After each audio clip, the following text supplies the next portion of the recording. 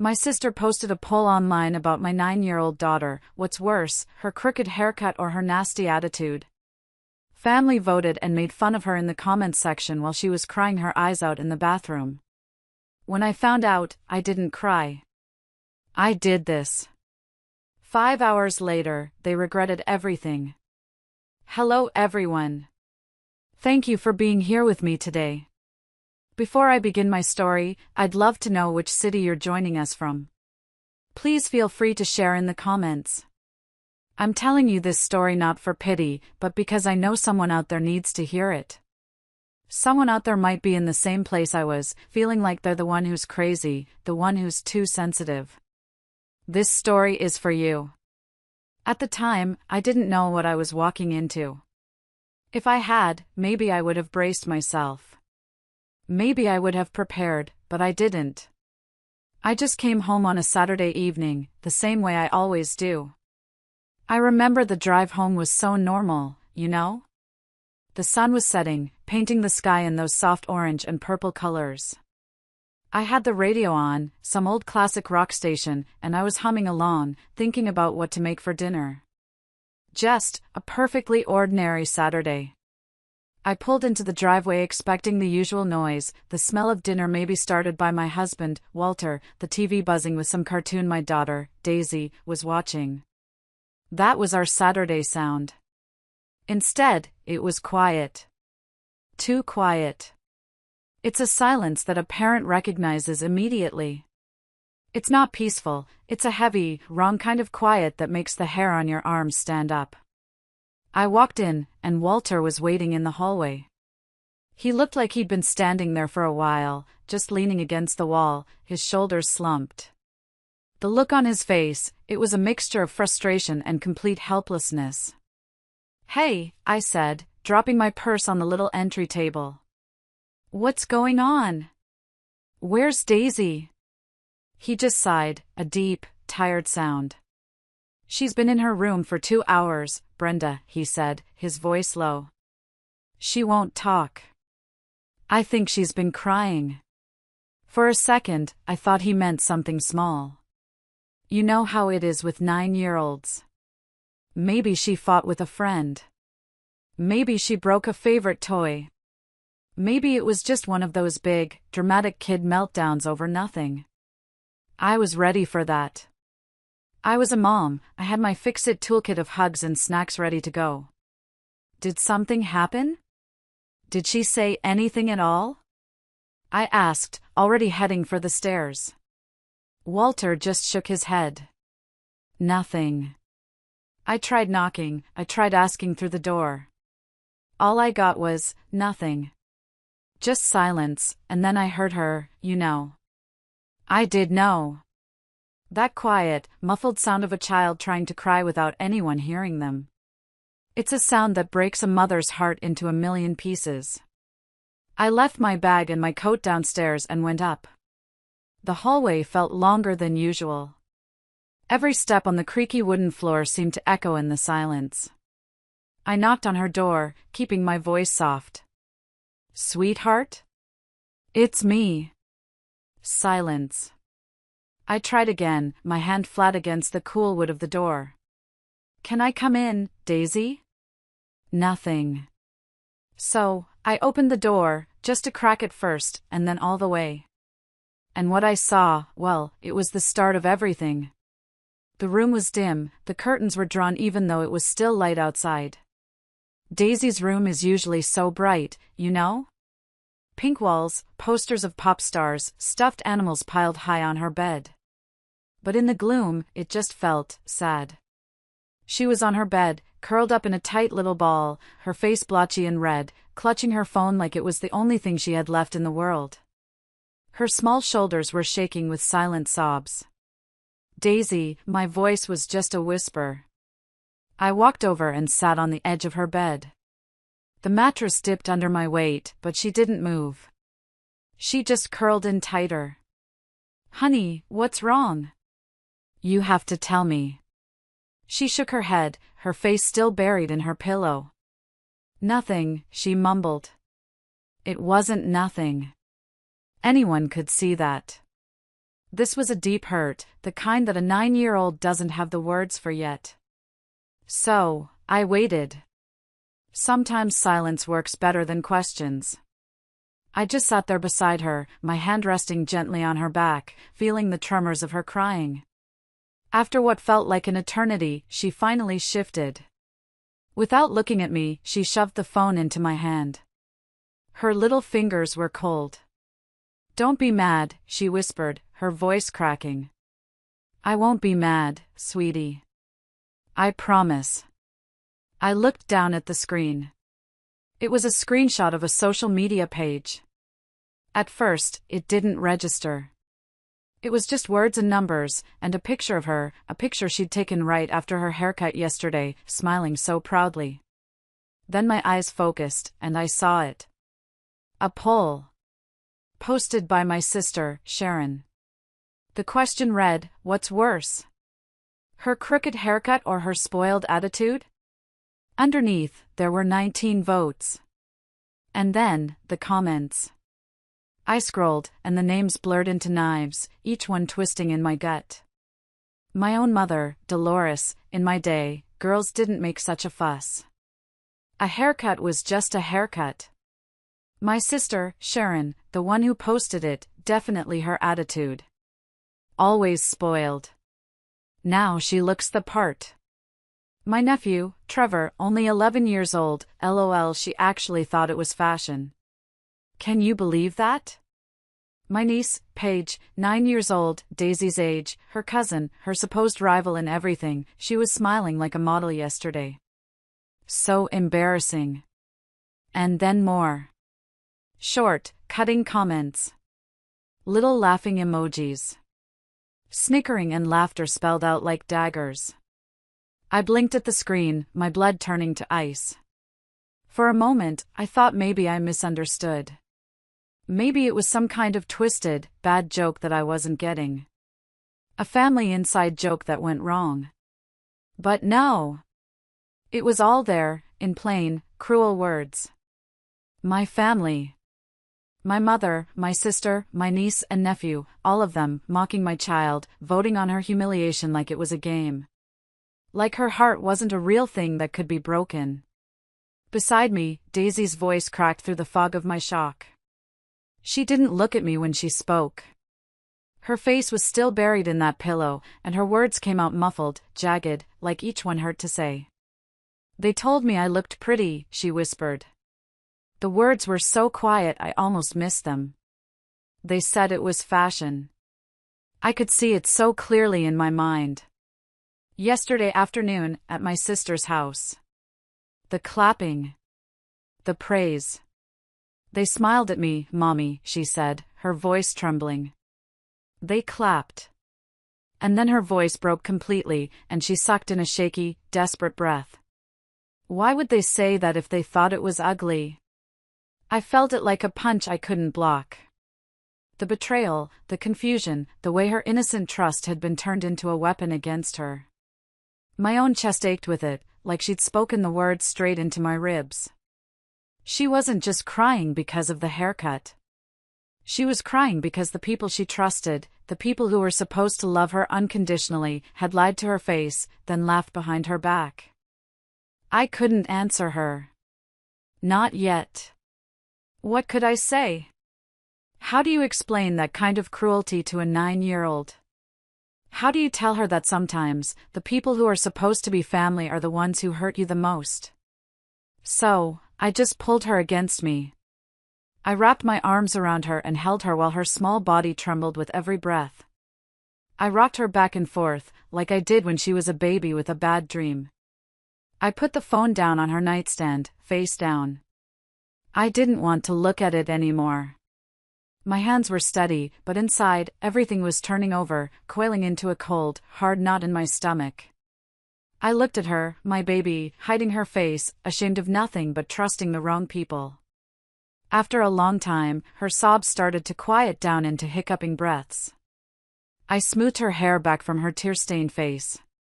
"Listen to me," I said, and my voice didn't shake. "I wouldn't let it. This isn't about you. Do you hear me? This is about them. You are beautiful, and you are kind.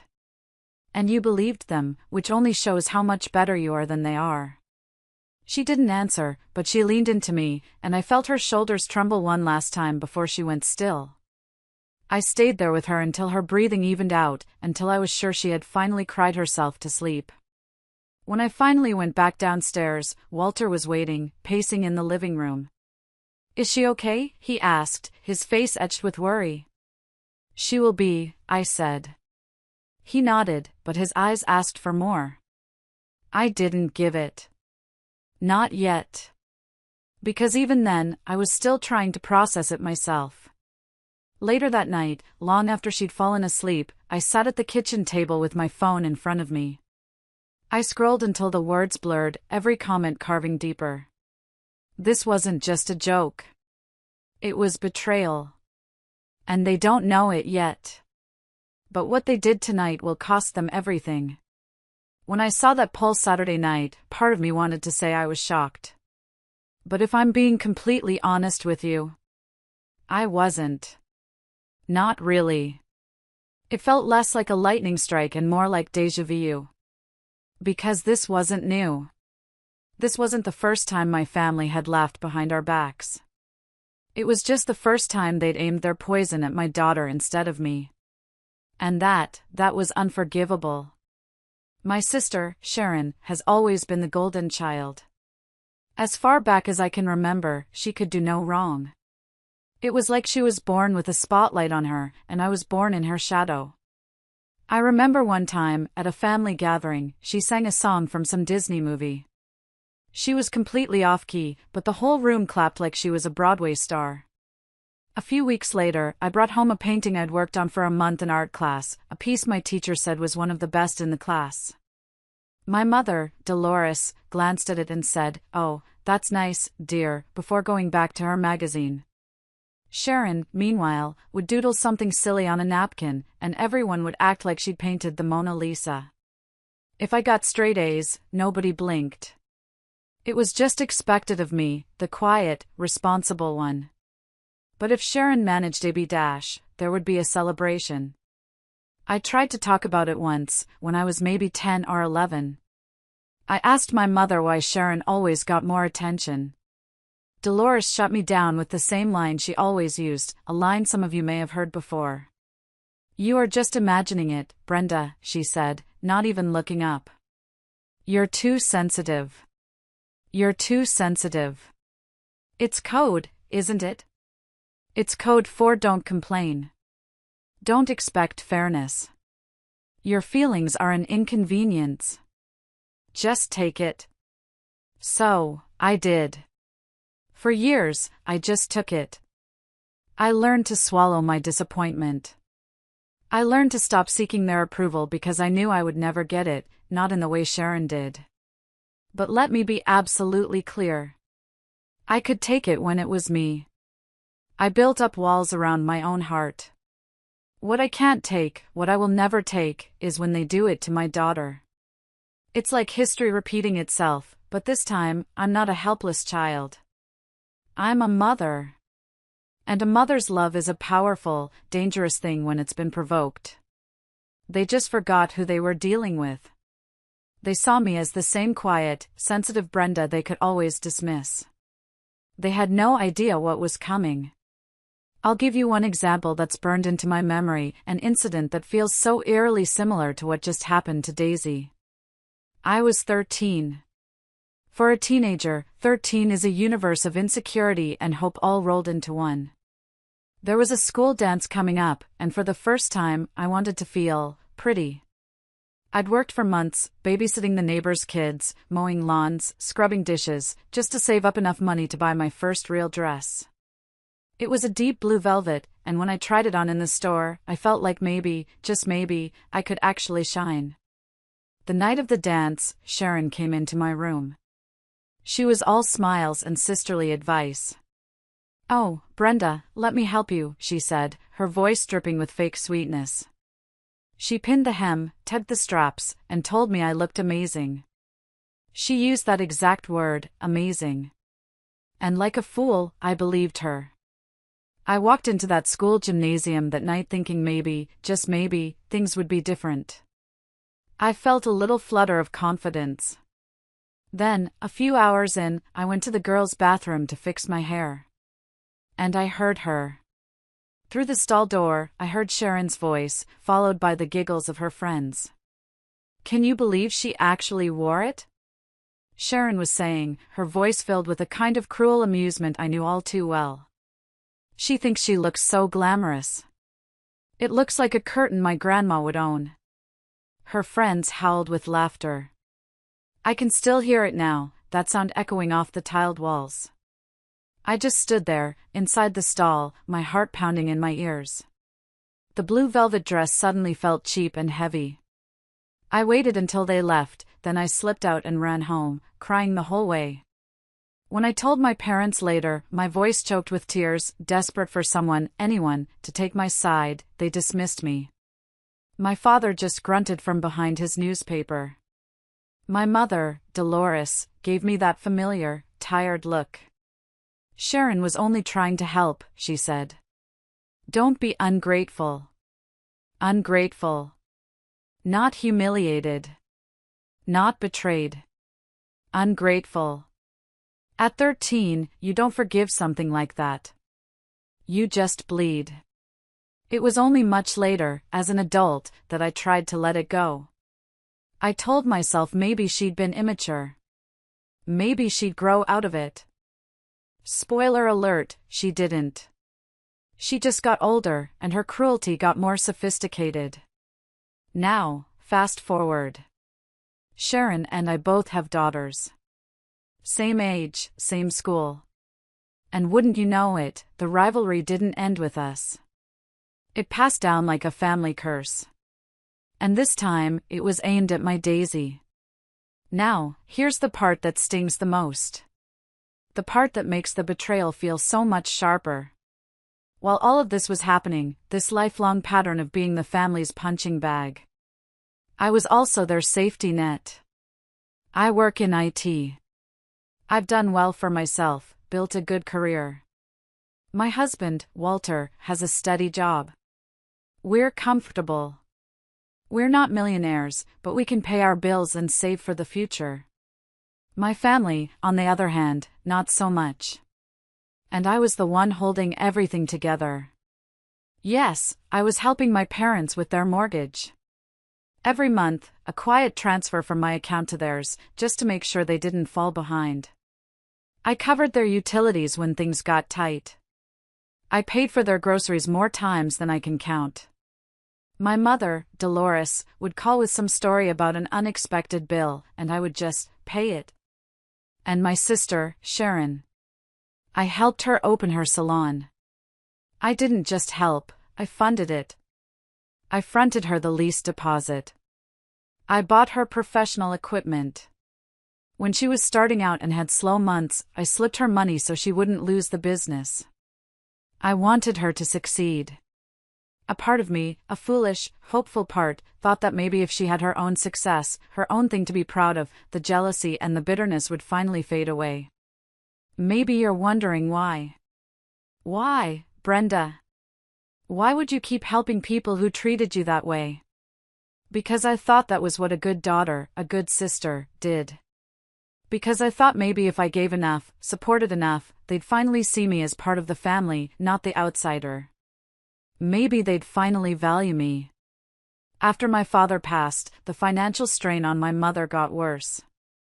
He didn't leave much, no big inheritance, and the responsibility just fell to me. I never once thought of backing away. And most of all, I did it because Daisy deserved grandparents. She deserved a cousin. I didn't want her growing up lonely just because her mother had a toxic childhood. So, I bit my tongue. I paid the bills. I told myself I was buying peace. But the truth is, I was just feeding their resentment. They hated me for having more. They hated me for being the one they had to turn to for help. And they hated my sweet, innocent Daisy even more for shining when their own daughter, Paige, didn't. They smiled to my face and took my money, and behind my back, they seethed. I was their benefactor and their enemy, all at the same time.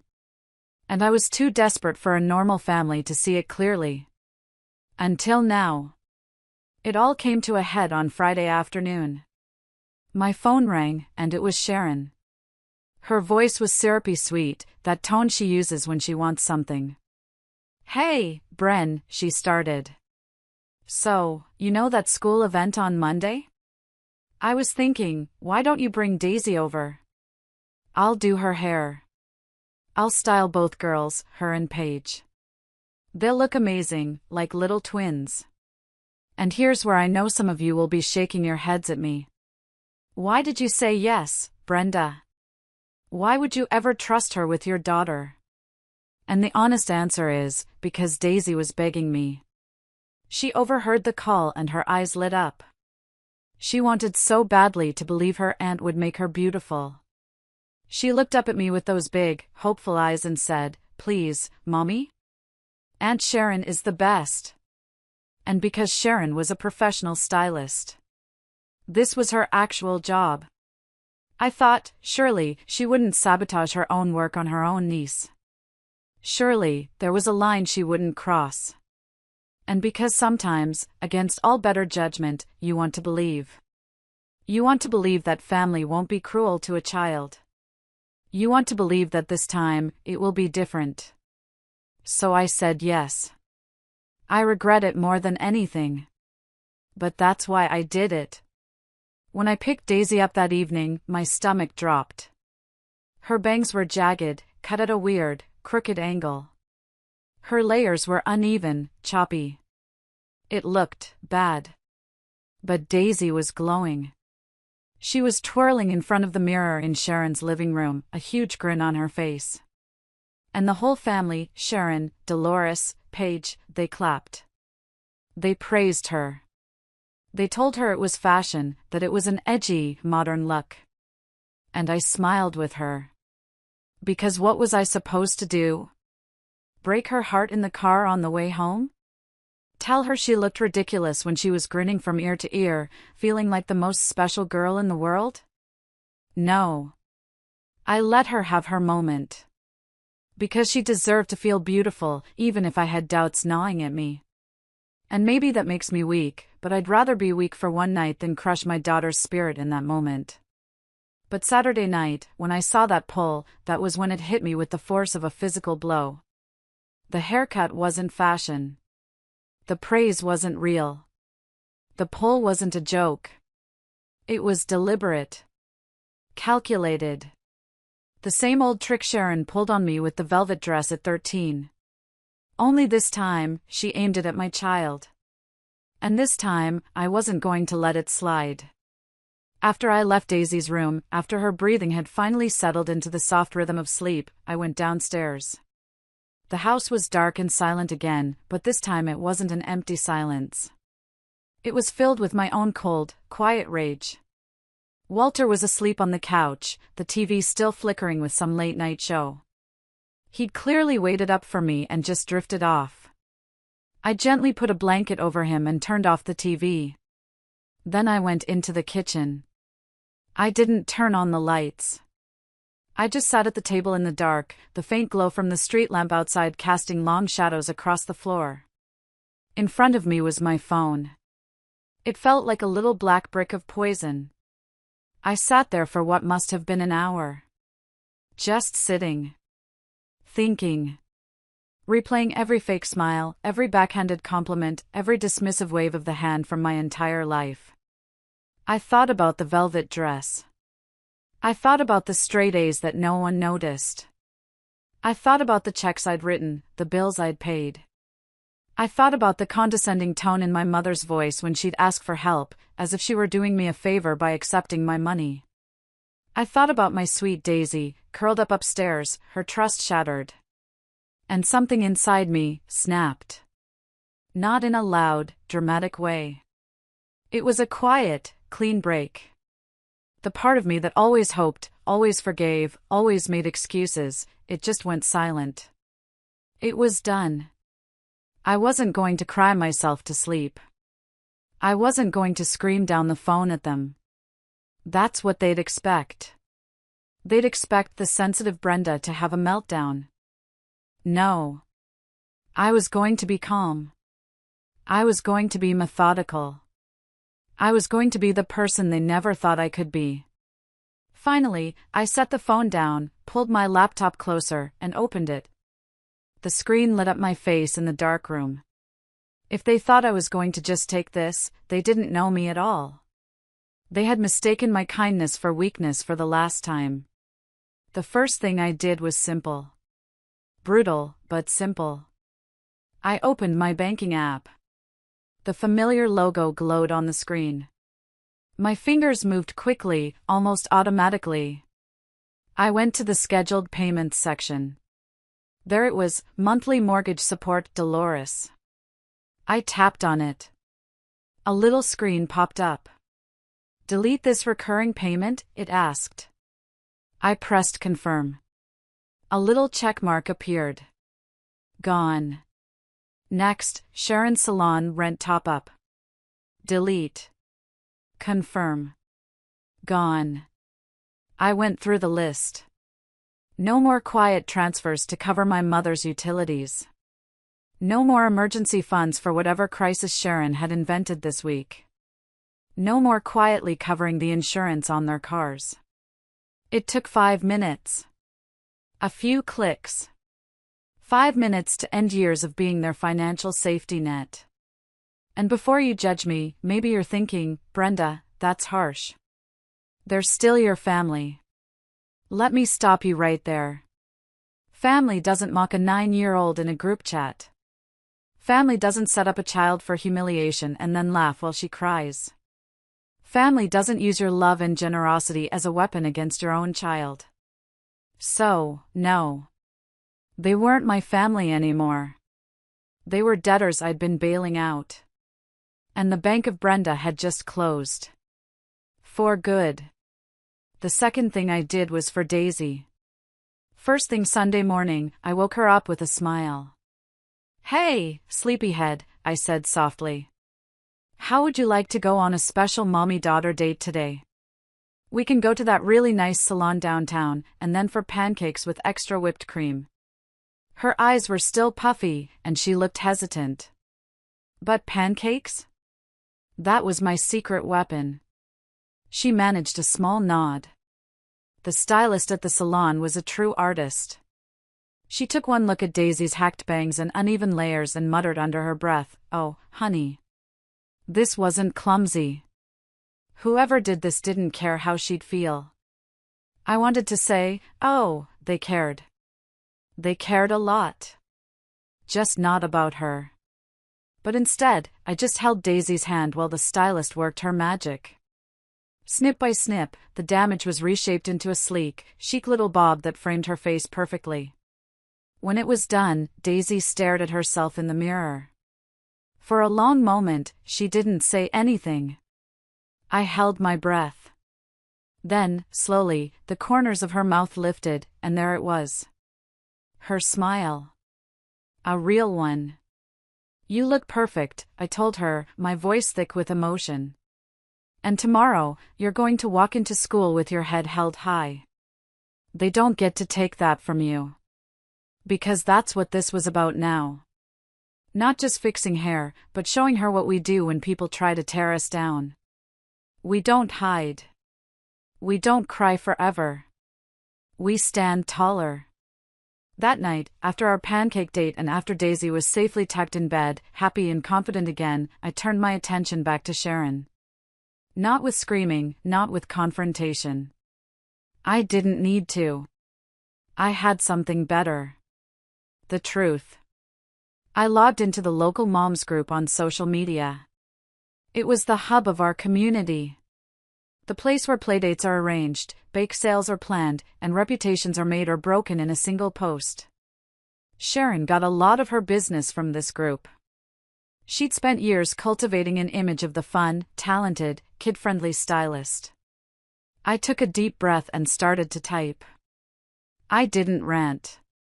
I didn't exaggerate. I just told them what happened, calmly and factually. I wrote, "Hi everyone, I'm writing this as a warning to other parents.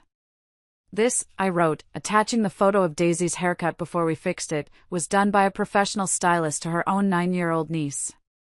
Then she praised her to her face and mocked her in a family group chat, even setting up a poll to make fun of her. I let that sink in for a moment before I typed the final sentence. If she can do this to her own family, imagine what she'd do to your kids. I hit send. And closed the laptop. For a moment, I felt a pang of something. Fear, maybe? I thought maybe nothing would happen. That people would scroll past, or worse, tell me I was overreacting, that I was causing family drama online. But then the replies started. A trickle at first, then a flood. That's awful. Thank you for sharing. I had an appointment for my daughter next week. Canceling now. This is unprofessional and cruel. Parents need to know about this. Never booking her again. And just like that, the boycott began. By Monday, the ripple was already spreading. A friend texted me, "Sharon's salon is half empty. People are talking." By Tuesday, another message, "She had 2 no-shows this morning. Everyone's canceling." And by Wednesday, I knew she'd figured it out. The phone rang while I was cooking dinner, her name flashing across the screen. I almost didn't pick up. But then I thought, no. She needs to hear me. I pressed accept. "You," she hissed, skipping hello entirely. "You're behind this. My clients are canceling left and right. You're trying to destroy me." I let her rant. "It was just a haircut," she snapped. "A joke. You've always been jealous, and now you're dragging me down with you." Her voice was shaking, though. That told me more than her words did. Finally, when she paused for breath, I spoke. Calm as a stone. "I didn't destroy you, Sharon," I said. "I just told the truth. The rest, that's on you." And then I hung up. For years, I'd stayed quiet. But this time, I spoke up. And all it took was the truth to bring everything crashing down. 2 days after Sharon's furious phone call, my phone lit up again. This time it was my mother, Dolores. I could have ignored it. God knows I wanted to. Part of me was just so tired. But another part, the part that had been silent for 30 years, wanted to hear what excuse she'd come up with this time. I swiped to answer. "Brenda," she snapped, her voice sharp and accusatory, also skipping any pleasantries. "How could you do this? She's your sister. Her clients are canceling. You really want to destroy her over a haircut? Over a silly joke in a chat?" A silly joke. The words hung in the air between us. I almost laughed. It was the same old script. Minimize my feelings. Make me the villain. "You called my daughter spoiled, Mom," I said. My voice was calm, colder than I felt. "You laughed at her. And you've been laughing at me my whole life. Well, I'm done being your punchline." My mother gasped, a theatrical, wounded sound, as if I'd slapped her. "Families don't do this to each other. You don't air your dirty laundry in public. What will people think?" "Families don't humiliate children," I shot back, the ice in my voice finally cracking to reveal the fire underneath. "Families don't set up polls to mock a little girl's feelings. You want to talk about family? You lost the right to call yourself my family the second you mocked my daughter for your own amusement." There was silence on the other end of the line. A thick, stunned silence. Then she hung up. And just like that, I knew the next round was coming. This wasn't over. They wouldn't just let it go. When you cut off the money and challenge the narrative they've controlled for decades, they don't just walk away. They fight back. They escalate. And I knew they were coming. I just didn't know when. The quiet in my house that week felt different. It wasn't the heavy, sad quiet from before. It was the quiet before a storm. It didn't take long. Later that week, on a Thursday evening, I heard a car pull into the driveway too fast. Heavy footsteps on the porch. Then a knock, sharp, loud, and angry enough to rattle the doorframe. I opened the door and there they were. My mother, Dolores, her jaw set like granite. And my sister, Sharon, red-eyed and furious. Behind them, my niece Paige lingered, her arms folded, a sullen look on her face. Sharon didn't waste a second. "You've gone too far," she spat, her voice trembling not from shame, but from pure rage. "You're ruining me on purpose. My business, my life, all over a stupid haircut, all over a little gossip." My mother jumped in, her voice rising as if she were the injured party. "Do you understand what you've done, Brenda? We can't pay the bills. Sharon can't keep her salon going. We can't keep the house without your help. Is this really worth tearing the family apart?" And that was it. That was the final straw. Something in me snapped. All the years of swallowing it down, all the times I'd told myself don't make drama, it was all gone. "You want to talk about tearing a family apart?" I said, my voice dangerously low.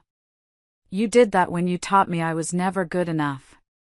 You did that when you defended her while she humiliated me, year after year, and told me I was too sensitive. You tore this family apart every time you chose her over me, every time you made me feel like an outsider in my own home." Sharon rolled her eyes, like she was 12 again. "Oh, please. You've always been jealous of me. That's what this is about. You can't stand that people like me more than you." I laughed then. A dry, bitter sound. "Jealous? Sharon, the only thing I'm jealous of is how you've managed to live your entire life without an ounce of self-awareness. You want to know why your salon is empty? Because I finally told the truth. I didn't make anything up. I didn't twist anything. I showed people exactly who you are. And they decided they don't want someone like you near their kids. That's not on me. That's on you." Dolores's voice cracked, breaking through my anger. "We can't keep the house without your help. Please, Brenda, think of us." That word again. Help. Always help. Always give. Always swallow. "No," I said, looking right at her. "You made your choices. You can live with them. I'm not funding you anymore. I'm not swallowing my anger anymore. And you will never get near Daisy again." Sharon's mask of rage cracked then, for the first time. Fear flickered in her eyes. "We can't pay the mortgage," she said, her voice ragged. You've destroyed me." There it was. The admission. It should have felt satisfying, but mostly, it just felt pathetic. "No, Sharon," I said quietly. "You destroyed yourself. I just stopped paying for it." Behind me, I felt Walter step closer. He put his hand on the door, a silent signal of support. I met my mother's eyes one last time. "You wanted to know if it was worth tearing the family apart," I said. Yes. It was.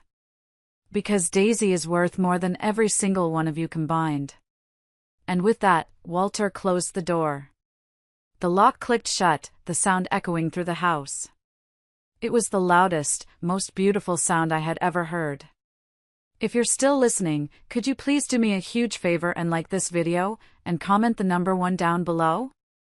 That way, I'll know you've given me a like, and I'll know that you're here with me on this journey. Your support is a massive encouragement for me. Please, comment with the number 1, and then let me tell you how this all ended. After we closed the door, the knocking came again. Hard, frantic, then pleading. But we didn't answer. We just stood there in the hallway, listening as the sounds of their anger eventually faded into the silence of the night. For the first time in my life, I didn't owe them anything. And they knew it. Months passed. The consequences of that night, and of my decisions, unfolded slowly but surely. Sharon's salon didn't just slow down. It collapsed. The whispers in the moms group had turned into a full-blown reputation disaster. With no clients and, more importantly, no money from me to float her through the bad times, she couldn't keep it open. The for lease sign went up in the window just before Christmas. And my mother, Dolores, she couldn't cover the house on her own. Without my help with the mortgage and the bills, everything they had leaned on me for finally buckled under its own weight. I heard through the grapevine that they put the house on the market, the house I grew up in, the house filled with so many painful memories. They packed up, bitter and broke, and left town. There was no goodbye. No apology. No final, dramatic confrontation. They just vanished. One day they were there, a constant, toxic presence in my life, and the next, they were gone. Just silence. And my Daisy? She shone. Her hair grew back, soft and even. The butchered bangs were gone, the jagged edges forgotten, and with them, the shame disappeared. She laughed again, a full, uninhibited sound that filled our quiet house with warmth. She walked into school with her head held high. She stood on stage for the school play without flinching, delivering her lines with a confidence that made my heart swell. The cloud that had been hanging over her was gone. One night, a few weeks after they had left town, I was tucking her into bed. She was quiet for a moment, just looking at me with those thoughtful, serious eyes that children sometimes get. Then she squeezed my hand and whispered, "Mom, I know now. You'll always stand up for me." That moment. That was worth everything. All the drama, all the heartache, all the difficult decisions. It was all worth it for that one moment of pure, unwavering trust in her eyes. So, here we are. It's quieter now. More peaceful. Some people, the few who know the whole story, say I went too far. That cutting my family off, exposing my sister, shutting down the money, they say it was too harsh, that it was, after all, just a haircut. Others say I should have done it much, much earlier. I'm still figuring it all out. But I know this, I sleep better at night. My daughter is happy and safe. And my home is finally a place of peace. So I want to ask you, the people who have been so kind to listen to my whole story. What do you think? Did I go too far? Or was I right to finally draw the line? Let me know in the comments below. And thank you, truly, for listening. And so, this story reminds us of the profound strength it takes to break cycles of pain and stand up for what truly matters. It is a testament to the power of self-respect and the unwavering love of a mother who chose to protect her child's innocence over preserving toxic relationships. In life, we often face moments where we must choose between peace and confrontation, between enduring harm silently and drawing a firm boundary. This story teaches us that standing up for ourselves and those we love is not an act of cruelty, it is an act of courage. At its core, this is a story about self-worth. It challenges us to reflect on the relationships we allow in our lives and the legacy we leave for the next generation. It reminds us that we hold the power to rewrite our narratives, to teach our children that they deserve kindness, respect, and love, and that no one, not even family, has the right to take that away. What about you? Have you ever had to make a difficult choice to protect your peace or someone you love? Share your thoughts below, or simply comment good if this story resonated with you. Let's continue this meaningful conversation together.